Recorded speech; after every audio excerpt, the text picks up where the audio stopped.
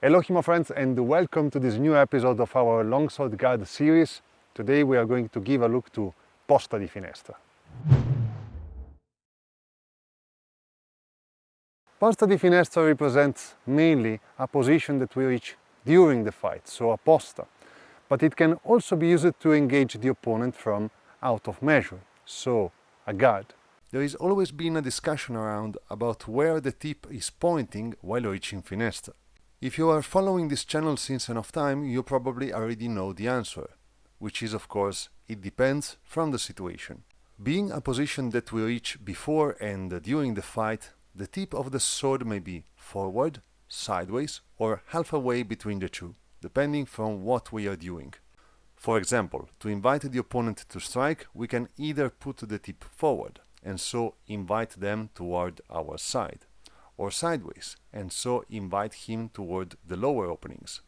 While reaching Posta di Fenestra during the fight, the position is dictated from what we are doing. For example, in the case of a parry, the tip may even be pointed downward, fun enough. Instead, if you are asking me which kind of position the image represents, the answer to me is halfway between forward and sideways. While talking about Posta di Fenestra as a parry, it is time to introduce you to the concept of finestra. So, what is finestra? In Italian and in Italic, finestra is a window. So, you know the shape of a window and the framing of a window. And the finestra actually does this thing. So, it is not only a high parry, it is also a right parry and a left parry. It can be high right, high left, or left parry and right parry. It is mainly a kind of parry in the sense that you reach because you have to, not because you want to. So it happens that you use Posta di Fenestra as a, let's say, suboptimal parry sometimes during an exchange, because you reach that position, for example, our cross-handed right Posta di Fenestra, and you have to close the low left opening. So you can't easily get out of that position, and you have to use this kind of position to parry also on the other side. So it is something that you have to do in a certain moment of the fight, but it is not something ideal, maybe. At the same time, is the best option in that situation. You can also, funny enough, parry low with Posta di Fenestra, or better, from Posta di Fenestra, with a romper di punta, which Fiore tells you in the Glossa of Posta di Fenestra. Executing the romper di punta from both Poste di Fenestra, because of course we have the right and the left one, represents the low part of the framing of our window. And so that's why it is called Posta di Fenestra.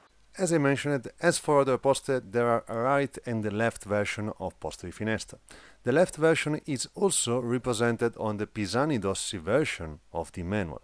The image unfortunately seems to present an error, representing instead left posta di donna sinistra.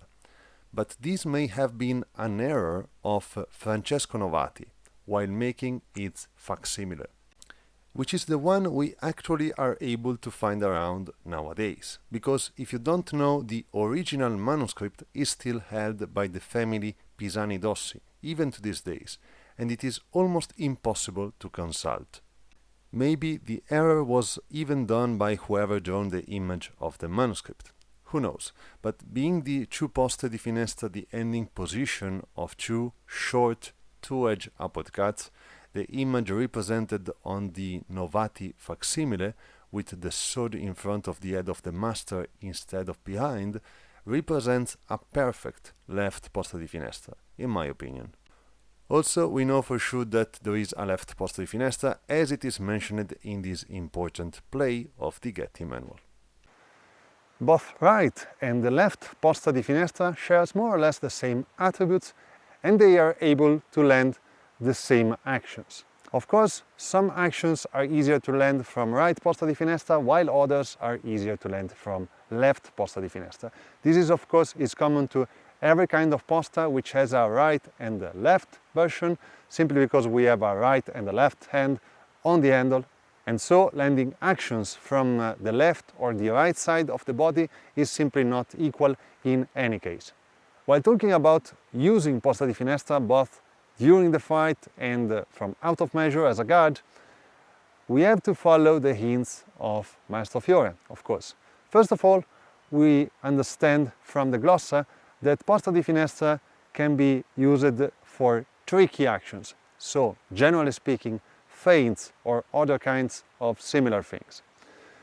We can also understand from the Glossa that this posta can, but I will say also have, to move from one posta to the other to land certain actions and also, again, to trick the opponent. In fact, we can say that Posta di Fenestra is some kind of key position. It is easy to reach posta di donna, left posta di donna, coda longa and other positions easily from Posta di Fenestra. Also, to land most of the attacks that we can land from this kind of position, we have to reach this posta. If we want to land, for example, a left fendente, a reverso fendente, we have to transition from left posta di donna. And this is true for all the other attacks. One of the tricks of Posta di Fenestra is the cavazione, while keeping the same position. You can use this kind of trick, let's say, easily when the opponent is in a high position. For example, Posta di Donna. We have seen that the high thrust is very useful to land a thrust under cover against Posta di Donna. If the opponent goes for the parry, we can easily void the parry with a cavazione and land the thrust on the other line. This can be done easily with both right and left Posta di Fenestra, but I will say that, in my personal opinion, it is slightly easier and also slightly more useful to land it with left Posta di Fenestra. Very good. Let's now see some examples of Posta di Fenestra used as a guard, so from out of measure. I've talked about tricks and feints from this guard. The main and most common one of them is to feint a thrust in Fenestra and then land a cut. We have to consider with attention in which quadrant our opponent is positioned. For example, as a basic approach against Posta di Donna is ideal to oppose with the proper Fenestra, which closes the line of attack. From there, moving forward to feint a thrust is quite easy. If the opponent wants to parry the thrust, he has to do it by moving forward with his sword, and so it is possible to anticipate the contact with the parry with a fendente on the opposite line. It is also possible to use this tactic while being against lower poste too, but it is ideal to use it against poste which don't threaten you directly with the tip of the sword. A good candidate to receive this action is Porta di Ferro, which we already explored. By starting in right Fenestra, we can stimulate a parry from Porta di Ferro. As the parry goes upward, we can cut a sottano or a mezzano to the exposed arms. The cavazione landed by keeping Posta di Fenestra, as I mentioned, is better with the left version of the posta. This is because it is more comfortable, but also because the occasion to trick someone in Posta di Donna is statistically far higher than the opposite one. But indeed, it is possible to land the one from right Posta di Fenestra too. Notice that both these actions put your arms at risk. These need to be considered carefully when you try to land them. The last way to land a thrust from Posta di Fenestra is to move from right Fenestra to left bicorno, and vice versa, of course. This is useful to exchange thrusts defensively, but also to land thrusts offensively, both in and out of the bind. While talking about defensive actions landed from Posta di Fenestra as a guard, so from out of measure, Fiore tells us that we have both the Rompere di punta and the Scambiare di punta. Of course, it is easier to land the exchange of thrust from right to left, so from right Posta di Fenestra. But it is also possible to land the same action from left to right, especially when the opponent is landing, from their point of view, a left high thrust toward our shoulder, for example. This thrust is possible to exchange but it requires a lot of precision. While talking about the romper di punta is the exact opposite. So it is easier to land the romper di punta from our left posta di finestra, but it is quite hard to land it from our right posta di finestra. Again, it is possible to do both things from both guards, but one is easier from one position, the other is easier from the other position. Let's now give a look to some examples of these actions. The scambiare from right posta di finestra is relatively easy. What generally tricks people and makes them unable to land it is that they try to focus on the motion needed to catch the opponent's sword. So moving the arms down in a circle or directly trying to cover the line in some way. While to land the action instead, it is crucial to think about extending into a thrust. Rotating is an outcome of the extension forward, not the main component. As I mentioned, from right to left it is quite easy to land this action, while from left to right it is far harder, and it also depends from where the opponent is aiming. This makes the action theoretically and practically possible, but extremely hard to land. It requires knowing the opponent and their habits properly. Personally speaking, I prefer to exchange while moving from right to left, and to break while moving from left to right, which are the best versions of both actions. Talking about rompere, breaking the thrust, as already mentioned, it is better from left to right. The trick to land this action is to just drop the sword down, and not trying to land a cut, which will take forever and will have a far lesser chance to catch the opponent's blade. From left to right you can break the thrust by moving sideways toward your left, but generally speaking you can also break the thrust by standing still. The way in which the blade interacts tends to save your advanced leg from getting thrusted by accident, in general. While landing the rompere from right finestra instead, you need to move. I personally advise to move sideways toward your right and backward while doing so. Otherwise there is the risk of getting caught by the opponent thrust anyway. The same motion that we use from both poste di finestra to land our romper di punta can be used to defend from lower attacks, from sottani.